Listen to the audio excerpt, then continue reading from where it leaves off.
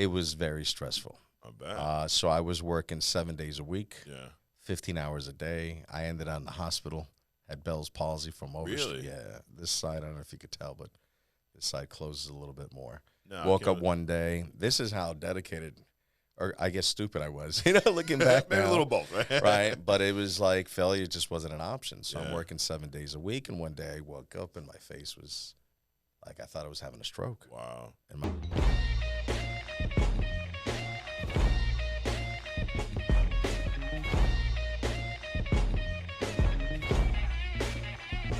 Hey guys, welcome to True Talk. We have a special guest in the house, my man Alex Valencia. How we doing, man? doing well. Doing well. Thank you very much for having me here. Absolutely. Thanks for coming in, bro. My pleasure. Coming in from Miami. Miami, Yeah. nice and sunny, and Yeah. we get here and all of a sudden drop in temperature. It's still sunny though. yeah, It's just a little bit colder, huh? yeah, just Just a little bit. Now, you from Miami or? yeah. Born in New York, but raised in Miami since I was like 2. Oh, okay. So you don't. So remember that's my much of earliest New York. memories. Nothing, 0. Got it. Why were you born in New York? Well, how your parents lived there? Parents, At the time? they father moved from Columbia to New York in I believe it was 61. Oh wow. Went back, got my mom. Yeah. Was in the Catskills actually, Okay. in the mountains, and so New York is already cold in the winter. So Yeah. imagine the mountains. Ooh. So that was a decision for them to move when I was like 2. Oh, okay. And they went to Miami, saw the palm trees, never looked back. Got it. Got it. That's awesome. So they're from Columbia. You ever been there? I used to go every summer Yeah. until it got really hot, I bet. really dangerous. So we stopped going because it was considered one of the most dangerous places to be at one point. Wow. And so we stopped, and then it got better. Yeah. And I went back Yeah, about. when was that? Like the 90s? When was it? Yeah, I used to go every year. The last Yeah. time I went was '89, Okay. and there was just. I mean, I hate to say negative things about it because Yeah. it's a beautiful country now. Yeah. But back then, there was Escobar blowing up cars, and and so we would walk by a place where the next day a car bomb went off and killed X amount. So we're like, okay, I'm not coming back here. Yeah. Until about 10, 15 years ago, Yeah. my mom, they kept going every year, every summer, and just said it's a different place. So we went back. I went back, Yeah. and it's just paradise. The place Really? is gorgeous. When did you go back? How long ago? About 12 years ago. 12 years? Yeah, probably a little bit longer. And it was just a completely different place. Wow. And we're talking a time, what, about 10, 15 years between the two trips? Yeah, there was. I went by myself. Then when I got married, I said no. I took my wife, so you Yeah. gotta come see the family. And now it's safe, Yeah. and it was just paradise. It's like one of the top tourist places in the world now. That's crazy. Yeah.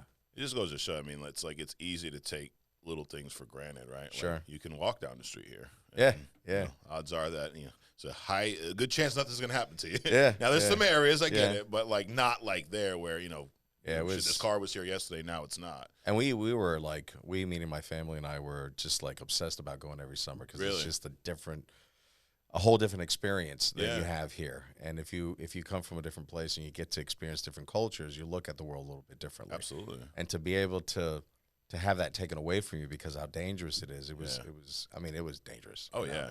So, but now we go back. Yeah. My wife's from Brazil, so we try to go to Colombia, then Brazil, and then come back. Okay. You been to Brazil, too? Yeah, I had Yeah. to meet her before I asked her to marry me. I had There to you meet go. the parents first. You went down there and got her. Yeah, no, she was here. She was here. Okay. But my dad always said, you want to know who you marry, go meet the family, Yeah. right? So I took a ring. I was in the business before. I took an engagement ring, and I said, okay, before I ask her to marry, I got to meet the family, make Yeah. sure they're not nuts, Right. And so when I met him, phenomenal, Yeah. more than I expected. So naturally, I did ask her to marry me. That's there. awesome. But so you guys met here Correct, in Miami? in Miami. Yeah. And then it was time to ask her. You Yep. did the traditional route. Went Met the met mom, family. father had passed away. Met the mom, Yeah. met the siblings, uncles, aunts, everybody, and I was like, wow. Yeah. So when I came back, it's funny. I came back and I told my father about the situation. He says, "So we're marrying up, aren't we?" Nice. That's funny. Yeah, that's cool. When did you get married? How long ago? Well, I've been with my wife now about 17 years. Okay. But we got married. We decided we're old school Christian Catholic, and Yeah. decided to have a child and said, okay, let's get married first. Got it. And so so that's when it happened. So that was my son's age. So we got married about 9 years ago. Got it. So you raised an 8-year-old. Mhm. Yep. Been in the business now for how long? Insurance? Insurance overall? Yeah. I would say 5 years now. 5 years. Okay. Now your background's not insurance, right? No. No. Now you were an athlete growing up. Played football. Yeah. What Yeah. position? Linebacker. Yeah. Self-titled athlete. Okay.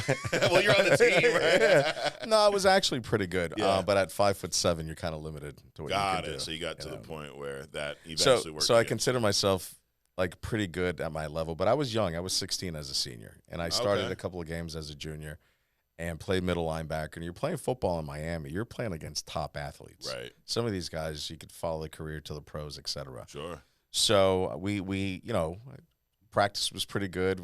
I could hit pretty hard. Yeah. And I thought I was an athlete until I played against real athletes. Got it. 6'5", 6'7", 300 pounds. Wow, it's a little different. Yeah, so I realized I was just kind of like king of the dipshits, So, hey, king of something, right? yeah. Those guys were real athletes. Yeah. And that's when I realized that it's not happening. Got it. And that was in your senior year, pretty much? Yeah, I got knocked out. Somebody went on a scholarship on a hit that they gave me. Oh, nice. Yeah. So you served somebody up? Yeah, someone went on a scholarship. Nice. I had knee surgery. I got knocked out. Game was on a Friday. Woke up on Sunday. I mean, I had a lot. That yeah, bad? it was bad. Really bad concussion. Wow. That was my junior year on a kickoff. You knocked on a kickoff? Yeah, knocked out cold? my feet went out in the air. Yeah. Oh, shit. Yeah. Were you receiving or kicking team? No, I was on the kickoff. You were on the kickoff Yeah, team? and when I was about to hit the guy, and someone, boom, what they call crackback. They just kind of blindsided me, hit me here. I woke up with bruises. It's Sunday. I mean, the game was Friday. Woke up on Sunday. It was. Dude, what's that like waking up days later? I have no idea. Really? I don't remember anything. What part? When did your memory kick back in? Like, what do you remember? On Sunday morning, I woke up and I started.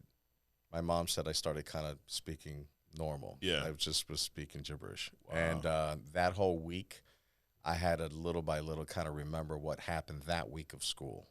So I still to this day don't remember the game. Really? Yeah. So you don't remember the hit? No. Was it? You seen footage of it or? No, thank God. Would you watch it if someone had it or not? Oh, I would. Yeah. You would, yeah. I would. Yeah. Yeah, It was a good. I'd give it to the other part. It was a good clean hit. Yeah. I would have done the same. Right. I just happened to be the guy. It's part of the sport, man. Yeah. Now, let me ask you this: having the experience you had in football, your son's 8. Yeah. Would you let him play? I don't think so. No. No, unless he's of size, like Yeah. he really has a chance of doing something at a high level and seeing what his body's made up of a little bit. Yeah. I would somewhat challenge, make sure that he's doing the right thing. Right. Because it's a dangerous sport. Yeah. When you're younger, you don't think about it that way. When you get a little older, you start getting a little bit more conscious of what's going on. Right. And what you see with so many athletes out there, so many people just at the college level having some mental issues because of all the hits. Absolutely. You look at, Hernandez that went to University of Florida and all that. And he didn't, it happened at the college level. He started having some issues. Right. So you really want to question it because you're talking about the health of your child. Absolutely. Yeah, that makes sense. Yeah. So you gave up football in high school, right? My senior year, you're not going anywhere at 5'7". So you knew writing was on the wall. Yeah. What's that like though? It's got to be humbling a little bit because you played. When did you start playing? Were you youth football? Or So being from from a family that's not from here, so it's kind of for a lot of people now these days, are first generation Americans like myself. Yeah. And so whatever country you're from, you have one leg in your parents' culture and the other leg in this culture. So you're kind of balancing both things, One of the easiest things I could, and a lot of people could kind of understand and relate to is lunches, right? So an American lunch when you're in grade school is like a brown paper bag, nice little sandwich, a little bag of chips, and a little drink, right?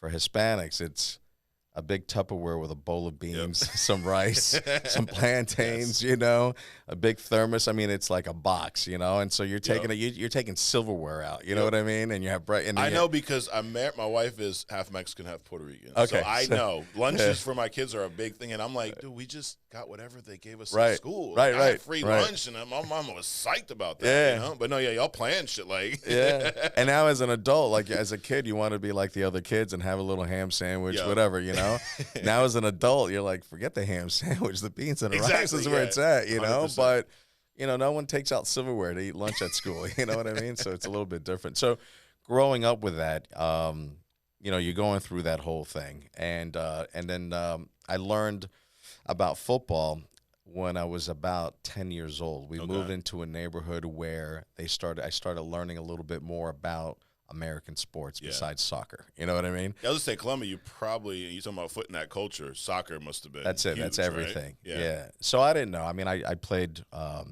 Mighty Might football. Okay. It was like a white league, orange league, aqua league. Yeah. And I played for the first time when I was 10 years old.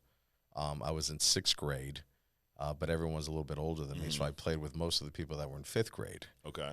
And I had no idea. I didn't know what offense, defense was, nothing. But there was a certain fire in me that I just had to learn what it was. And I remember this one kid told me in the very beginning, man, you suck. And it was like the worst feeling in the world. I'm new to this school. I don't know what's going on. I'm being told, you know, to this day we're actually friends. That particular, That's funny. guy named Brian. Yeah. And so I made it my like it was, I was obsessed about playing well. Yeah. And I ended up playing defense and ended up being a pretty good player for the team. And so I used to see the high school players. I was like, wow, you see all the high school, the movies, high school players dating the cheerleader, that whole thing. And so that's what I was on a mission to do that. And I accomplished it. But when I got there, I realized, these are real athletes, that are playing at a high level. Right. And I really appreciated that. Yeah. And at that point, I was like, I can't, this is not something I'm going to pursue. Halfway through my senior year, I was like, this isn't happening. Wow.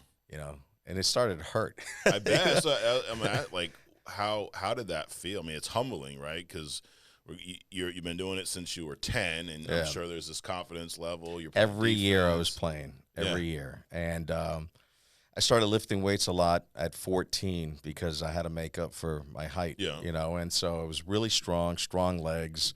My junior year going into the senior, I really hit the weights hard, came back and was just bulldozing over people, just having a great time. How much do you weigh at 5'7"? I was at 175, but I was benching like 330, squatting like 500. I was strong. Yeah. I don't have gator arms. I don't have to push very far. I know, dude. I always say that. Like, you got an easier time than me, bro. I got to go like twice as long. You got long arms. I got a thick kind of chest cavity, so I don't have to really push very far. So it was easier for me. And was having a great time. Being able to be out there and play at a high level, knocking people around is fun. Right. But when you're in the game and you're playing people that are 6'3", 6'4", have a 4.5 40, and they're like 300 pounds or 250, and you're 5'7", 175. It's a different ball game, literally. Nah, man. Maybe I'll play them in chess or something, but right. but not football. Yeah. So that was it. Now it's humbling. Absolutely. Now, how did you deal with that though? Not easy, but the pain was there. Yeah. I mean, I had knee surgery. Yeah. I got knocked out. I had my bicep torn. And then, I had a lot of injuries at a young age where a lot of people who made it to the big levels didn't have to experience that too much later. Right. And I was like, well, I don't want to be crippled. Yeah. If it's happening to me at the high school level, imagine at a higher level. Absolutely. And again, at 5'7", you're limited to where you're going to go. Division II schools, maybe. Right. Did you go to college? Yeah. Yeah. Where'd you go? Yeah. Well, I had an option to go to Harvard or to Miami-Dade Community College. Okay. Miami-Dade was down the street, so I chose that one instead. Yeah, got it. A little bit closer. that was the deciding factor. Yeah, it's just down the street. The other one would take too long to get there. Yeah, same. What'd you study? Political science. Yeah. I wasn't sure what to do. Okay. So I went there, and they gave me a lot of grants. I mean, I did well in school. Yeah. School was not my thing, but I did well enough to they offered me all kinds of monies to go there. And so I didn't have to pay anything out of pocket. Then I transferred to University of Florida. Okay. And I had to take out a couple loans there, but I worked, like I guess a bouncer, checking IDs at a bar. Okay. As a cook also, I had 2 jobs. Yeah. So when I graduated, I barely had any loans, and was studying. I double majored, criminal justice and political science. I took some extra courses to try to increase my grade point average to get into better law schools is what I was trying to do. Oh, yeah. What career were you pursuing? To be an attorney. Really? Yeah, but that wasn't my career. It was my parents' career. Okay. That was the key. And so by the time I was a senior, and I know my mom's going to hear this. Sorry, Mom, I guess just say it the way it is. By the time I was a senior, I was, maybe 21, 22, and I was like, I don't want to do this. Really? This isn't what I want to do.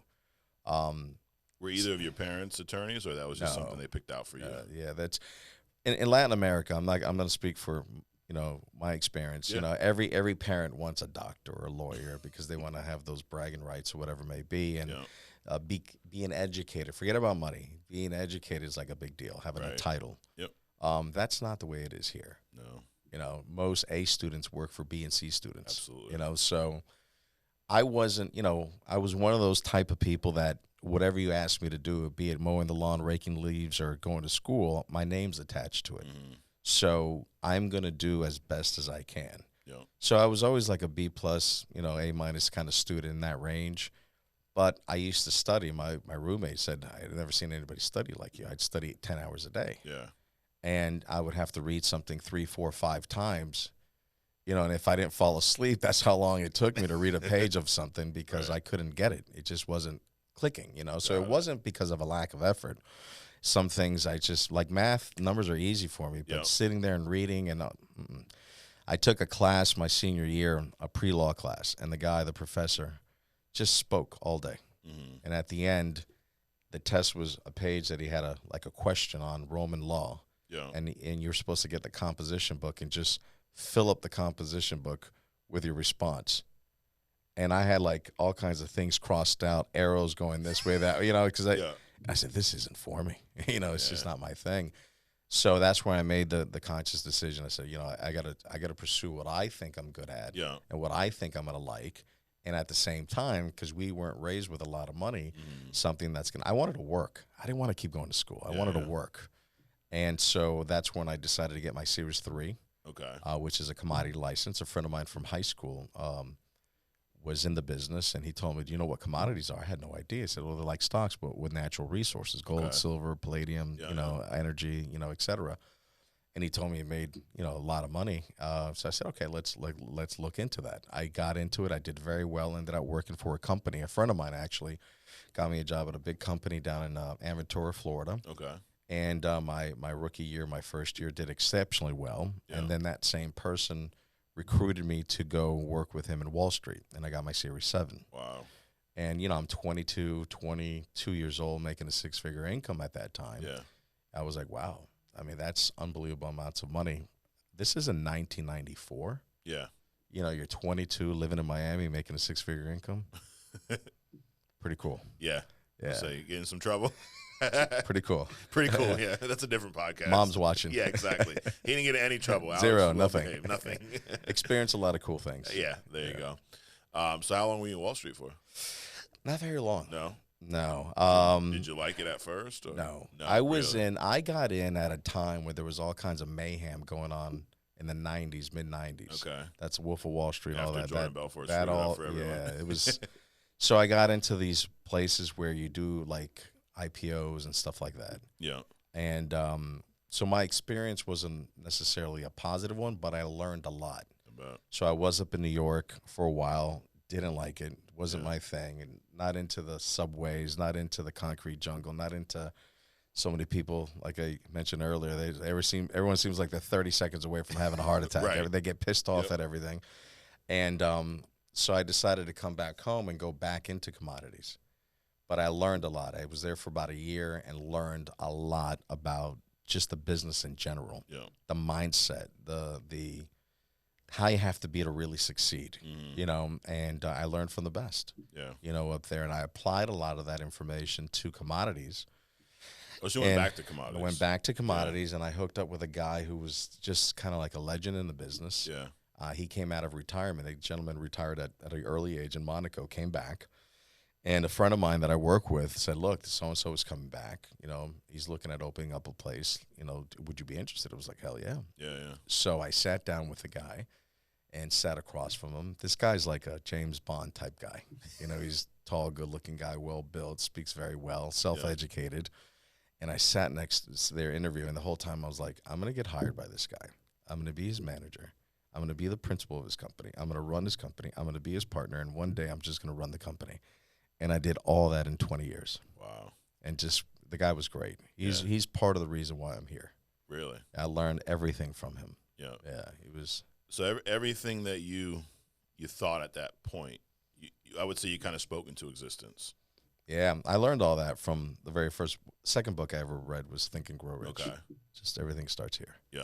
And you just has to it manifests. Yeah. You just have to be obsessed with it. Absolutely. I never focused on the money. I focused on the steps needed to get to where I need to be, because the money comes. Right. You know, and it's a byproduct. It's if it doesn't, something's wrong. Exactly. Yeah. Yeah. So, and more important than the financial freedom that I had, and I made good money, not great, but really good money, was the knowledge, the experience that he taught me that's invaluable, because these are things that you don't learn in school. Right.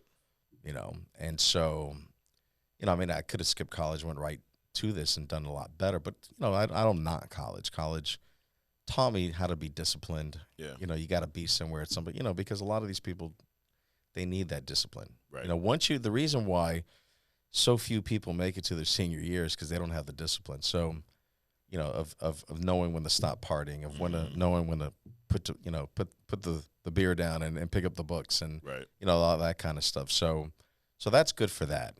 But school to me is purely education. It does not mean a single dime of money. Right, nothing's guaranteed. No. And I think that's one of the I guess issue struggles with a lot of the education system in this country is they almost, not almost, they do. They present it as if you go to college, Alex, you're going to get a good job and you're going to make money. Yeah, the furthest thing from the truth. Yeah. I mean, it's the biggest lie. Doesn't guarantee anything. No. I know a lot of people that are professional students. Mm-hmm. All they have is debt. Yeah. And they ended all working at a college, being a professor or something, because they're not trained to do anything. Right. Except educate. Absolutely. They were educated, so now they want to educate students. Yeah, that's it. And become teachers sometimes. And become teachers. That's it. You know, I'm not knocking it. No. If that's what you want to do, God bless. If that works for you. If you wake up on Monday and you're happy, great. But if you're one of those people that says, "Thank God it's Friday," you're a miserable person. Absolutely. You know. Oh yeah, can't wait for the summer. You love those. Why? I can't wait for Monday. Exactly. You know? Yep. Yeah, I've never had a case of the Mondays. I don't know what that like Monday. Oh, I'm pumped. Yeah. It's another day closer to my goals. Absolutely. You know. Yep. So how long were you in commodities before you found the insurance industry? Like 20 years. Yeah. More. Probably I started at 22 and I left at 47. So what's that? 25 years? Yeah. What made you leave? So I got into a business where, you know,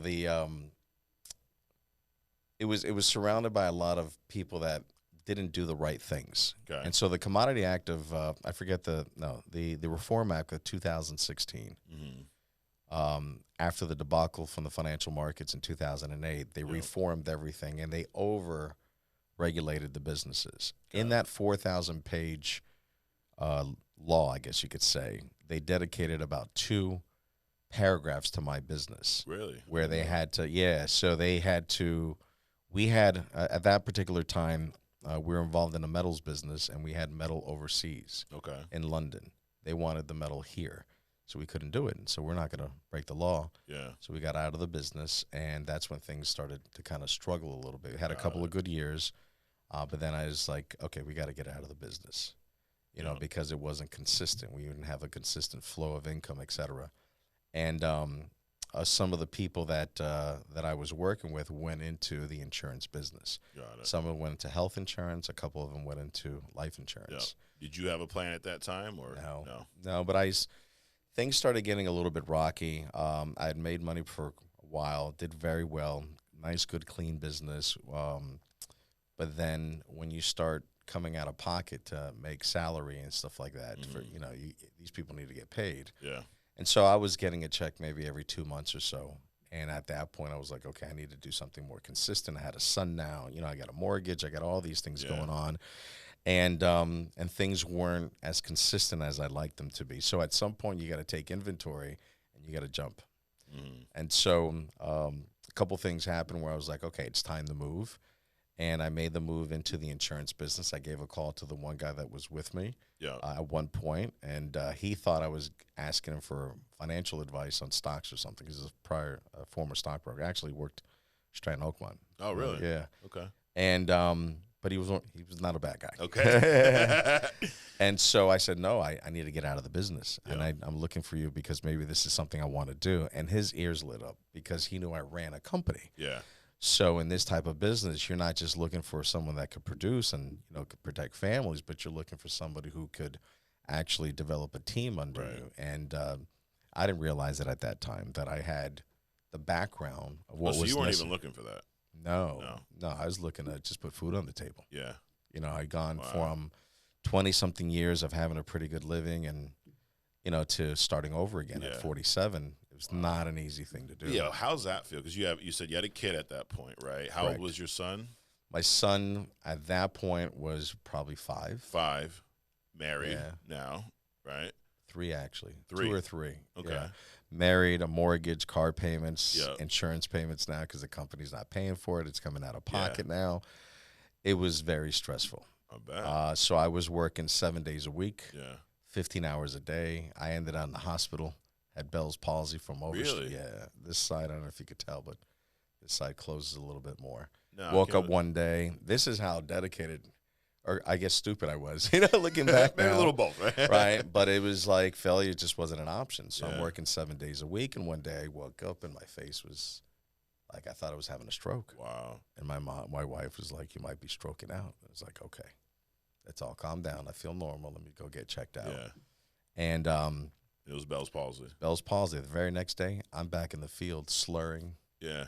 You know, just trying to make Basically, I had to work. Half your face is paralyzed, right? Paralyzed. The first thing I had to tell people with a little cloth, because, you know, you're starting. Oh, you're drooling and stuff, is like, look, please excuse. I explained what happened, but I kept working. You know? Now, the stress, what causes that? Well, it's self-diagnosed. You know, it's everything I've read is causes stress. Okay. You know, being overworking, worried, just concerned. Yeah. You know, failure. Which makes sense given the situation at the time. Yeah. And what was the treatment like? Or there's no treatment. No treatment. No. You just hope it goes away. Yeah. And it pretty much did. Yeah. How long did it take to get to where it felt somewhat normal? Probably 2.5 months. Wow. Yeah. And I worked through all that. It took, I think, a week off a couple weeks later because I was like, I need to just kind of come to grips with what happened, you know? Yeah. What did you change after that, if anything? No, I just, it was more of, you know, understanding what happened, you know, and then saying, okay, in my eyes, the way it was is, look, all of us at some point, you look at somebody at 80, 90 years of age, if they make it that long, everyone has something. Right. Everyone suffered from something. Mm-hmm. And so I said, if this is my kind of thing, I'm good. Yeah. I could walk. I could, you know, I'm healthy. I feel a little twitch in my eye once in a while, and this kind of hangs a little bit. Yeah. But unless I mention it, you probably didn't notice it. No, right? I would never notice. No. So I said, oh, this is all I have to deal with. I'm good. Yeah. You know, let's move forward. Yeah. That's it.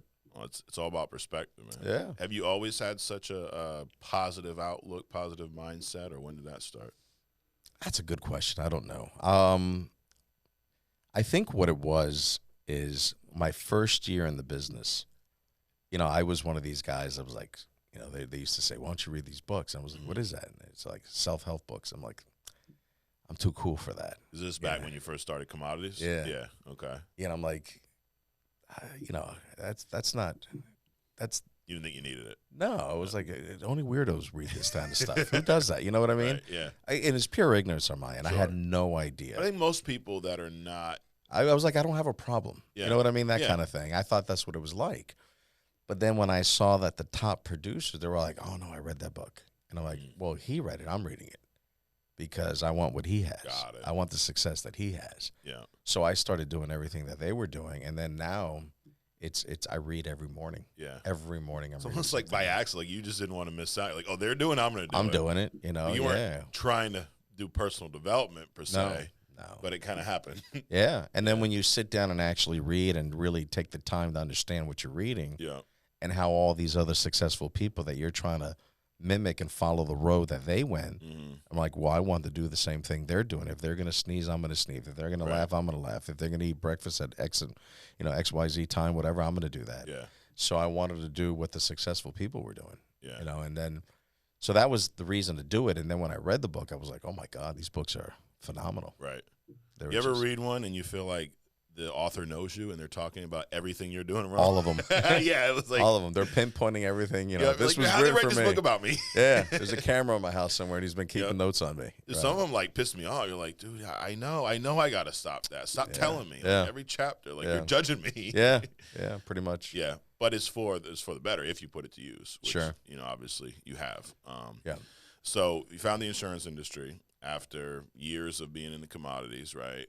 What was that transition like? Because you had success Yeah, prior to? so good. Yeah, good question. I thought insurance was going to be like something old people did Okay.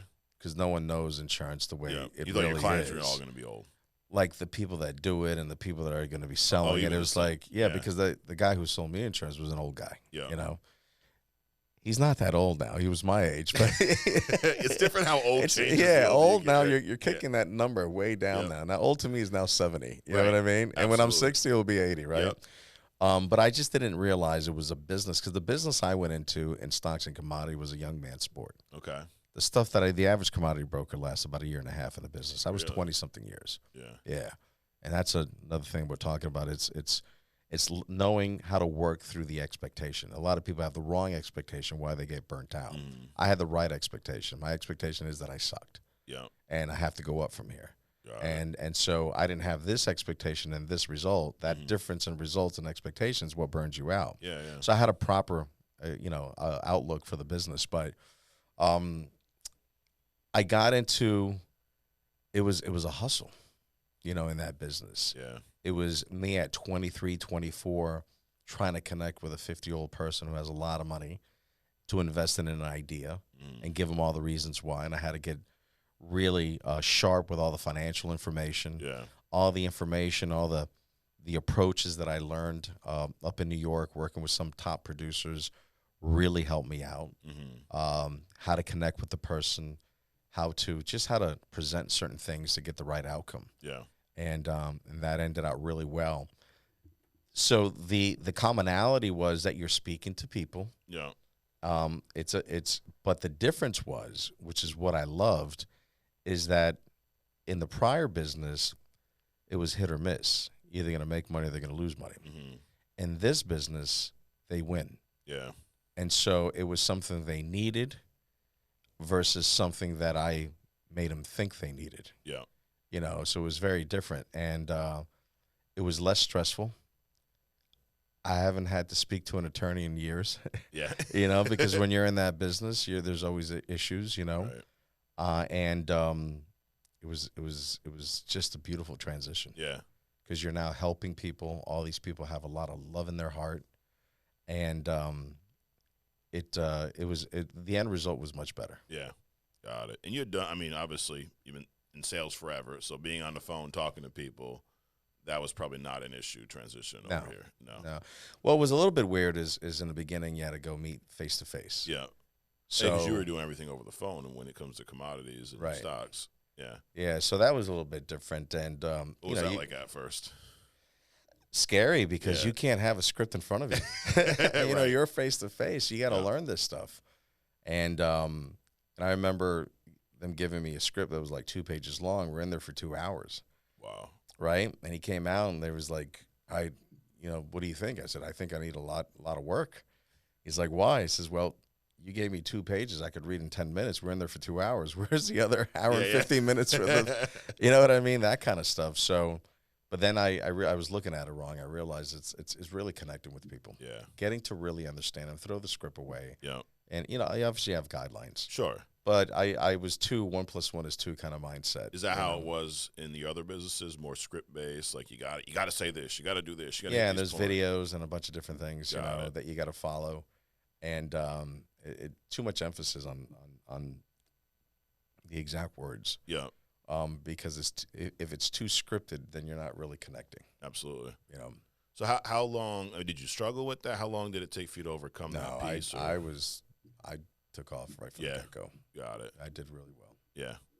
Within 6 months, I went up 2 or 3 levels. Became I don't want to mention the titles because then everyone is going to know what the company is. But I went up pretty quick. Yeah. There was a void in the company, and I filled that void pretty quick. Got it. How long were you there for? About 3 years. 3 years. I ended up, being doing webinars to recruit. Yeah. Stuff like that. So you're a top guy there. Yeah. Yeah. What happened? Well, first of all, when did you first learn about us? So, I've always heard about FFL. Okay. But I am the guy. Look, before I told you, I was 20-something years with the same guy. Yeah. So I'm loyal. Yeah. I don't like to switch around. Switching is like starting over again. Mm-hmm. So I felt I was with the right company, and some people have succeeded pretty well in the other companies. I'm not going to knock it. It just wasn't for me. Right. It just wasn't for me. So what happened was that I'm making pretty good money, but I'm just covering my bills. Okay. So what I considered to be a successful career wasn't what they considered to be a successful career. Got it. So anybody would want my income there, but that's not why I went into it. Right. And the only way you would actually really succeed at a high level was going up in management and having a huge team under you. Okay. Whereas, you couldn't do it off your own sales. No, not if you have look, when you're the main house, breadwinner, you have a mortgage, you pay for your own insurance, you have 2 cars, your kids going to school. Yeah. Realistically, how much money do you need to bring home to have a normal life? We're not a posh life. Just right. We're talking about just surviving. You need a lot of money. Absolutely. You just basic health insurance costs me over $1,500 a month. Yeah. You know what I mean? Yep. So plus mortgage. Yeah. You're talking about right there. You're about $4,000, right? You still got a lot of stuff. You haven't had well from like a company but leaderboard standpoint. Yeah, but not to maintain a family. Got it. So did you start looking on your own, or no? So I've been called. Okay. I was spoken to many times about different opportunities. Yeah. But I always was very loyal, so I never really looked at it too much until I started getting to a point where I was like, okay, I'm running out of money because I had to supplement my income.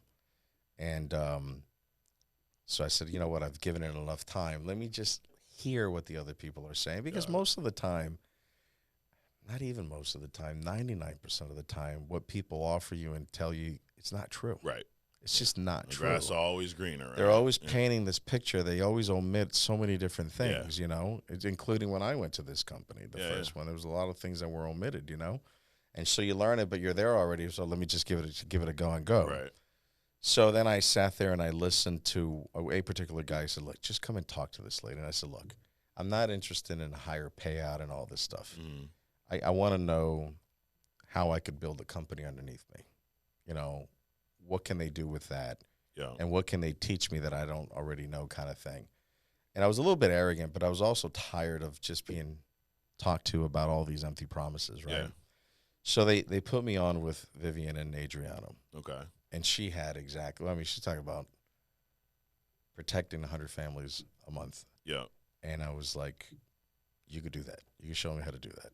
How many were you protecting a month on average prior to that? Or what was your best month? 15. 15, yeah. So hearing that was like, huh? Did you believe it at first? I didn't, probably not. No, yeah. But trying to think back now, I don't think I really. It sounds crazy. It sounds crazy, but there was proof, right? And then it was not just told by the person who connected me with her, but she's saying it. Yeah. And Vivian, she's very convincing. Yeah. Yeah, she's good. and so they provided everything that I need to know to ensure, and I told them what was happening. Yeah. And the problem with the company I was with is that you have a bunch of plaques and awards, but you can't maintain a good income. Got it. So I have a wall full of plaques and awards and certificates and all that good stuff. And, but those things don't pay my bills. Right. And very nice, great people. Yeah. It just wasn't for me. Right. And so so I speak to them, and they're speaking my language. Vivian's Brazilian, my wife's Brazilian. They introduced each other, It's like a match made in heaven. Yeah, Adriano's like the coolest cat He's ever, awesome. Yep. They both... They're good balance, those two. Phenomenal balance, And right away I was like, okay, I felt the warmth. Yeah, yeah. And I don't usually feel that. It's not... And I don't think most people give that. No. So I said, okay, you know what? Let me look into it a little bit more. Yeah. And so we had several conversations, but the thing that really solidified it for me was going to convention. Okay. That was just, you're renting out the entire Marlins Stadium. Right. What do they call it? The whatever Lone Stadium. Yeah, Lone Depot. Lone Depot Park, yeah. For you to do that, that's crazy. The entire stadium. Not this past year. 2 years ago. 2 years ago. That was your first event. First one. And for 3 days, I went every day. Yeah. And because I'm going to make a change, I have to. So did you already join us at that point, or this was kind of the convention? It was kind of like at the same time. Okay. So you hadn't written anything with us yet? All right. No. Wow, so you just jumped right into convention. Yeah, I was still with the other company. I Yeah. went there on my own. I wasn't about to pull people or anything like that. Yeah, I just wanted to do Just this go for check it out. myself. Yeah. A couple of people were interested. They wanted to go. And then when I got there, I saw a bunch of other people Yeah. from not just our place, but other, places from the same company that were there, And so it's kind of like, oh, the cat's out of the bag kind of thing, Because I wasn't trying to hurt anybody. I just wanted to make sure I was making the right move. Right. And I had to make a decision. Even when I spoke to the gentleman I work for, I said, look, it's nothing to do with you. Is I have to make the right move for me and my family. And I think my interests are better served elsewhere. That's all. I said, I think everything that you've done, they were gentlemen. They were great to me. The training was unbelievable. I needed to go somewhere else. Yeah. And so that was the first part. So that solidified going to convention because you really get to meet other people that are everyday people like you. To me, when someone does very well, it's ordinary people doing extraordinary things. Absolutely. Because they put an extraordinary amount of effort. They're not extraordinary people. No. They're everyday people with an extraordinary desire to succeed, and they have the roadmap. And so that's do what things the average person's unwilling to do. Yeah. And so I looked at these people. I'm like, he's a man like me, gets up, puts his pants on one leg at a time, brushes his teeth just like I do, etc. Yeah. He has the same 24 hours. If he could do that, I need to accomplish that because where I came from, you have to have a huge team. Got it. Invest a lot of money in recruiting, and it was like 24/7. Here you could do it just on your own pen. Right. Without having a big team and responsibilities. So my first goal and objective was like, let me get to Hall of Fame. Because that translates into, hey, helping a lot of people and, being able to accomplish your financial goals. Absolutely.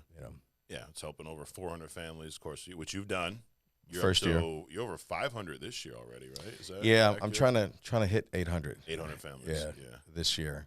Yeah. Last year, what happened was kind of a cool story. So I made the switch, but I'm still not all in. Okay. You're still kind of figuring your ways out. And then there was a little bit of turmoil with the person that recruited me and him and the whole team. So it's kind of like I'm trying to find my place a little bit. And finally, Vivian, and I was going to the office every day. Okay. Because I wanted to make sure I was there to see everything and listen to the top cat, which is Vivian, do her thing, right? And so then they moved offices, and so I started working from home. But what I did was I was on Zoom every day. And I don't know how other leaders do it, but Vivian is live presenting, which to me is rare. Yep. Not everyone does that. So she's out there there's no trickery. There's no private thing she's saying. It's out in the open. It removes all the excuses. Everything. Yep. And I'm there day and night. I take copious notes. Yeah. I'm recording. I'm listening. I'm doing everything. I'm sitting writing things down. I consider myself not to be very bright. So knowing that, I'm going to go beyond and use all the tools around me to get me better. I'll outwork anybody. That was my whole mindset. And I'm with her Friday night on Zoom, 11, 12 o'clock at night, back Saturday morning, just watching. But she's getting kind of annoyed with me because I'm not jumping. Okay. So she calls me up one day, and I'm still to this day, I don't know if it was true or not. She says, Alex, I'm sick. I said, okay. She says, I need you to run my appointments. And I'm like, and the outside, hell yeah, I'm ready to go. And the inside, I'm like, oh, fuck. You know what I mean? I'm like, there's no BSing now. You know what I mean? And said, okay, fine, let's do this. So she gave me 5 appointments. And back then, we're still doing face-to-face. Okay.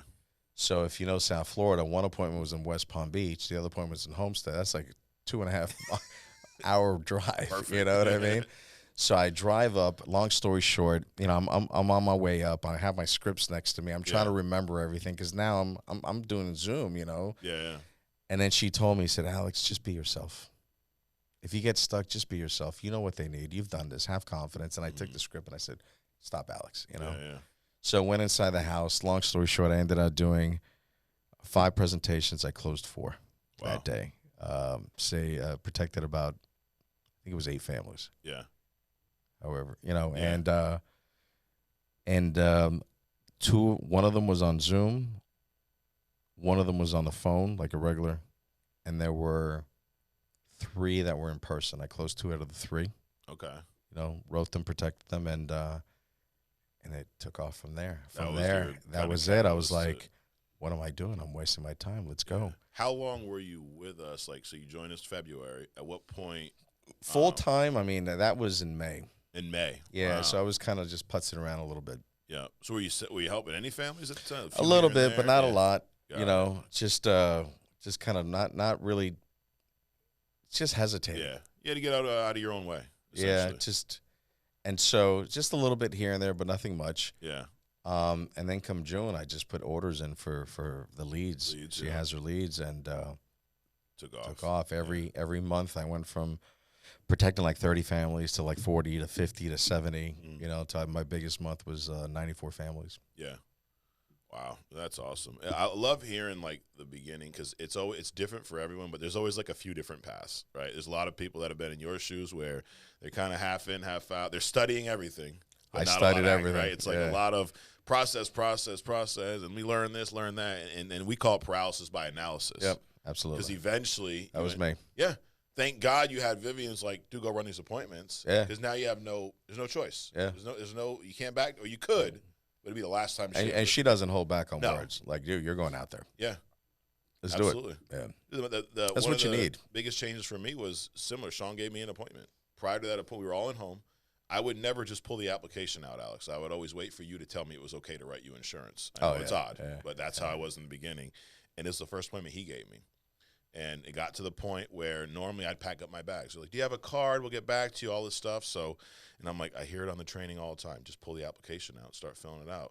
So I finally went to go do it. I pull it out my bag. My face is all red. I put it on the table. I'm like, what's your middle initial? And then the wife's like, huh? And the husband's like, oh, just give it to him. We're filling out an application. And I'm like, yeah, we're filling out an application. He's helping me. Yeah. Long story short, I ended up writing both of them, protecting the family. Policy's still in the books to this day, 15 years later. God Great bless. Clients. Yeah. But it was because, similar to you, Sean gave me this appointment. I'm like, I don't want to screw this up. Yeah. I can screw up my own appointments. I ain't screwing up the one he gave me because he ain't going to give me another one. No, you're under the light now, too. Absolutely. Because it's her appointments. Yeah, she gave you, what was it, 5 appointments? Give me 5 appointments. Like, dude, I can't screw these up, right? Because then she ain't going to call me again and go, next time, she's 6, she's going to give them to someone else. Yeah. That's awesome. And from that point on, I just couldn't stop. Yeah. I was just like, wow, this is great. Yeah. That's awesome, dude. And you've gone through some stuff, some adversity, right? I know you talked about your dad a little bit. Sorry to hear he passed in, was it 21? Yeah, it's 2 years ago. 2 years ago. The 18th of October. Got it. And you weren't with us then? No. You weren't? No, I made the move 4 months later. 4 months later. Did that impact the move at all? No. No, it didn't. Okay.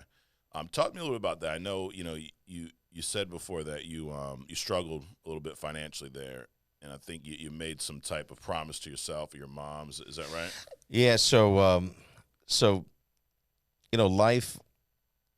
There's so many ups and downs, and the key with life is just keep those extremes very narrow. Right. Keep your highs a little bit lower and your lows a little bit higher. And so there were times in my life where I felt I was financially independent. Yeah. But money could be a little bit of an illusion. Yeah.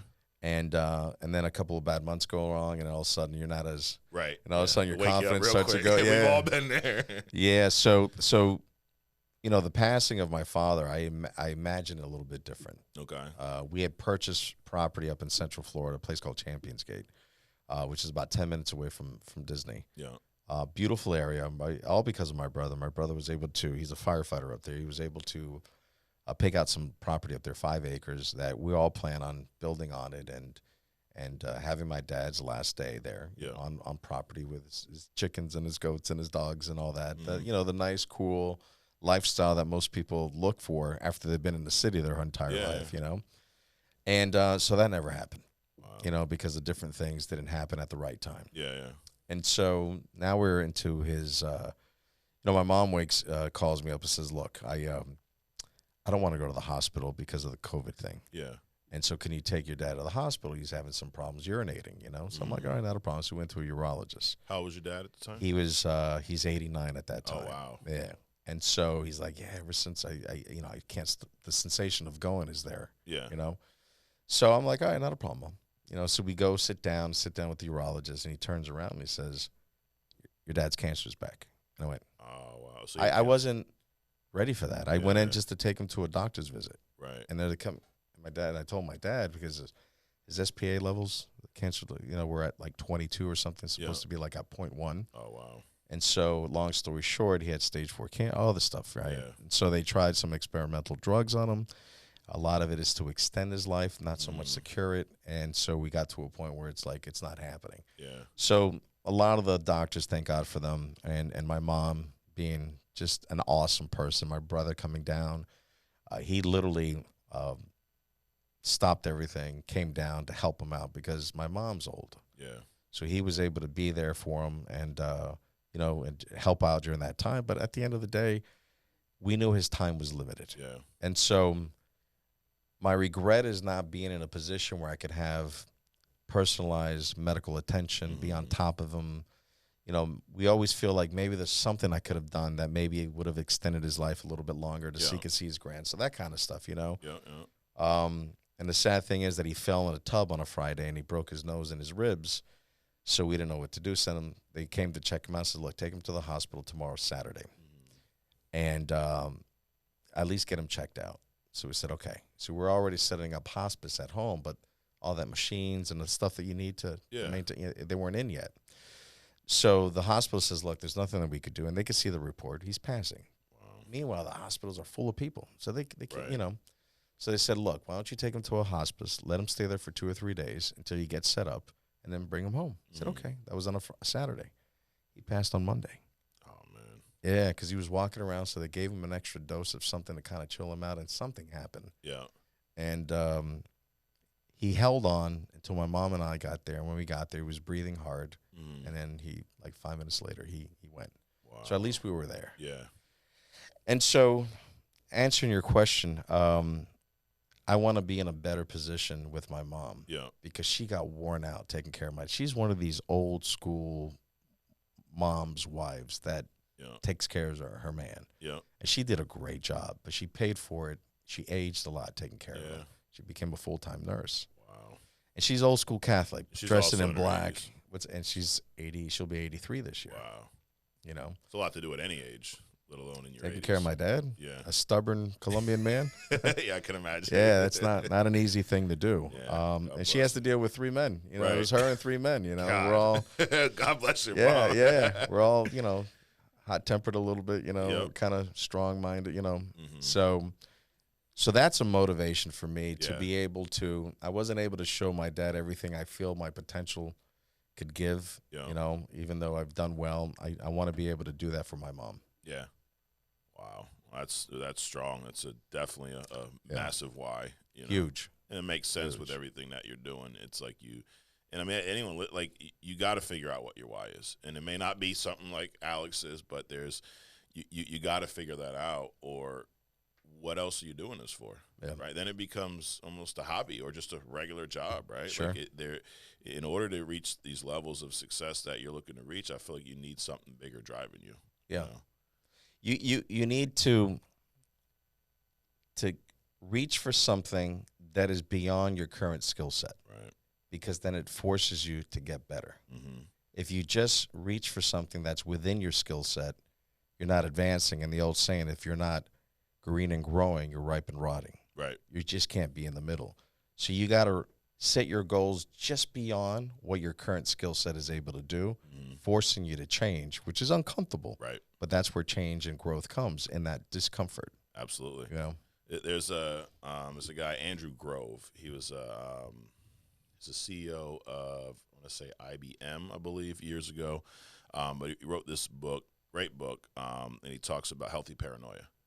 And it's almost what you're saying, but it's like knowing that, you mentioned have a why that is going to push you beyond your current skill set. Yep. His thing is have this healthy paranoia, have these goals that make you almost uncomfortable.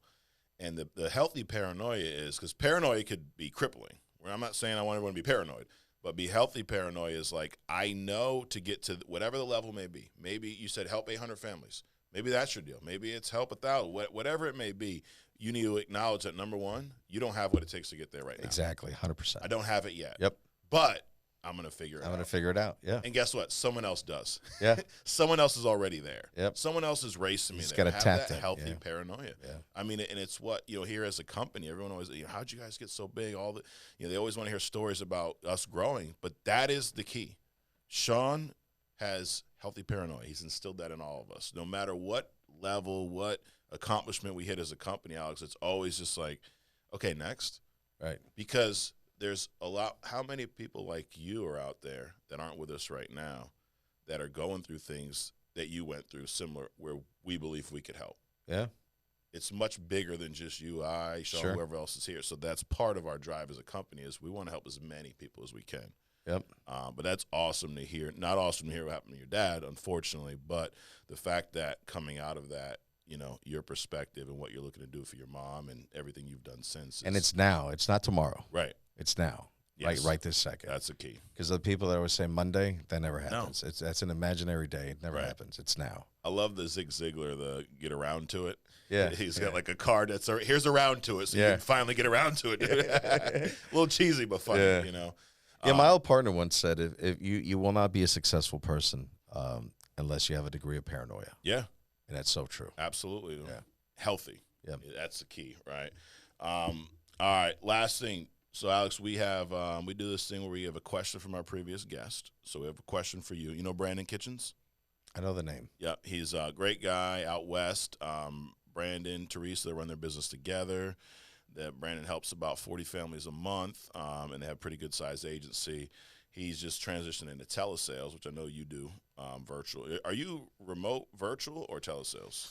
It's if you do Zoom, which is virtual, you're going to do telesales because not everyone is handy with with so you're Zoom. doing a mix. So yeah, I would say, I run probably 10 to 12 appointments a day. Yeah.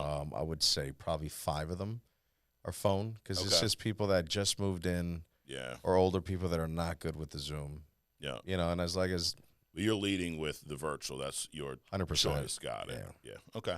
Now I believe Brandon leads with telesales. Okay. That's his question for you is how do you build quick rapport with clients? Because you're trying to get on and off the phone. You don't want to be on for 3 hours on the phone. So give me your answer. What's key to you building that rapport quickly on the phone? So the first thing that I do is I introduce myself and make sure that they got my license. I text it to them because you want to establish that. The way I do it is I spend a good amount of time on that, and I never get I don't know you kind of thing. So once I establish and I'm serious at that point, who I am. But I'll say something to the degree of, okay, John, just want to make sure you receive my text with my credentials. I have my NPN number, national producer number, as well as my certificate from the state of North Carolina, whatever it may be. Did you receive it? Okay, great. The reason we do that is that, we're required to send out, since we do handle sensitive client information, social security numbers, bank account numbers, et cetera, the state requires us to provide you with our license. That way you're speaking to a licensed field underwriter, not just a random person off the street. Just to take it one step further, in order for me to have this conversation, I had to get vetted by the FBI, federal, state government, as well as the individual insurance carriers that I'm partnered with, all for your protection. Hopefully you could appreciate that. And I wait. They all say, oh, no, absolutely, I do. So now I got that whole thing out of the way. I don't have to worry about that. It's done. Now, once have I ever gotten anything that says I don't know you, because it's all there, right? That helps. What are you doing that? First 5 seconds. First 5, really? Yeah. Hi, my name is Alex. Boom. And I go right into it. Yeah. And so that in itself takes all that, who's this guy, blah, blah, blah. And then I go right into my presentation, and it's pretty much a breakdown of what I'm going to do. Yeah. Okay, so it's easier for me to establish rapport because I've been speaking to people for 30 years. I could pick up on something really quick and make them laugh, and just boom. It's just from there we just break it, and just kind of go from there. So the first point you're really going to have an opportunity is when you start going into like some of the medical questions, and the reasons why you got the loan. I do a lot of mortgage protection. Okay. So we start talking about where they're from. I hear a lot of people from like New York and South Carolina. Yeah. So the first thing I said, I'm sorry, you're not from South Carolina. And then boom, that opens up and we start talking. And right there, we're connecting. Why? I worked in New York. Most of the people that I worked for are from New York. Yeah. So now I could connect because I know the culture a little bit. Yeah. If they're a little bit country, I just try to find somewhere I could relate to them and talk about something to make them laugh. Yeah. You know, in dating, you make a girl laugh. Absolutely. It's, you know, you're doing pretty well with Yeah. them, right? And when you start showing that professional side of you, because you go in and you tell them, hey, this is who I am, these are my credentials, and then you start showing that you're human and you can make them laugh. Now they start feeling two things. A, this guy's a stone cold professional. I want him on my side, and he's human. I like talking to him. So when you're able to do those two things, it pretty much seals it. Absolutely. That's awesome. Good stuff. So last thing for you, we have a guest coming in next week, Valentino Collage. Valentino sells a little bit, has a good-sized agency. So Valentino's helped over 100 families year to date, but his agency last month helped almost 1,000 families, 900 That's and big. change. Prior to that was 600 and change, so he's growing. And I know you've mentioned building a company, building an agency. That's a goal of yours, right? You started somewhat. Yes. Where are you at right now? How many families did you guys help collectively last month? It's just me. Just you right now? Yeah, Oh, it's so you're just not me. building yet? Right now. Right now. You want Right to? this second. Yeah, we're starting to right now as we speak. Well, perfect time for the question. So Yeah. Valentine will be here next week. What's a question you'd have for someone who's able to help over 900 families collectively within their agency in a month? So a question I would have for him is, what do you do to vision cast? Okay. Because the key to keep people believing in what they're doing is believing in the future and then living it every day. So what are the vision casts? What do they do to vision casts to get someone to believe into the system, into the process? What is it that they're doing? What is the blueprint of what you're showing the people that will bring them to be able to, obviously we all know that if you could help them achieve their goals, they're helping you achieve yours. Right. So what's that blueprint look like? Gotcha. Great question. Well, we will find out next week when Valentino's sitting in that seat. Alex, I appreciate you coming in. I appreciate what you shared here today. This is great stuff. Guys, hopefully you got something out of this. Hopefully you paid attention. Hopefully you took copious notes like Alex mentioned he does. But, guys, we appreciate you tuning in. Stay tuned next week, same time, same place. We'll have Valentino Collage answer your questions. If you guys have any questions, drop them in the comments. We'll get them answered offline. Hit the subscribe button so you can find out when we're dropping new content here. We appreciate you tuning in again. Thanks for coming in, Alex. My pleasure. Great, and we'll see you soon. Take it easy.